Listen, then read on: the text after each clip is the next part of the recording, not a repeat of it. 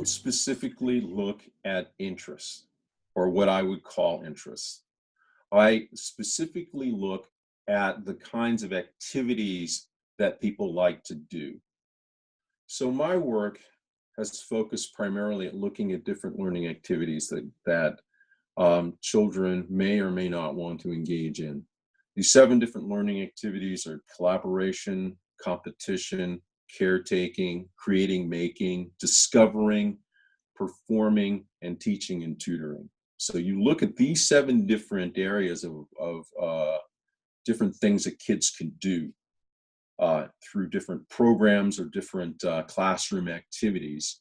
And you'll notice that some activities or some programs or curricula that you're using may include 2 or 3 of them, may sometimes only include 1, but most of the times it's 2 or 3, and maybe even up to all 7 of these kinds of activities. And so what does that allow a teacher or an out-of-school time program facilitator or someone who's developing curricula or developing programs to do?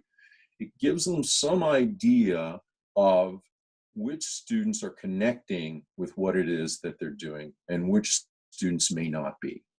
And there are 2 different ways to look at this information.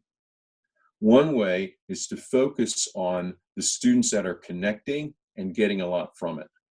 So it's important to understand where kids come into your program. So in other words, giving them a pre-program survey to get an idea of where they stand when they walk in, and giving them a post-program survey when they leave to understand how they might have changed and link those 2 to see the differences, the shifts in how they feel about things, whether they have become more comfortable or more engaged or prefer, which is preference, developed a stronger preference for certain types of learning activities.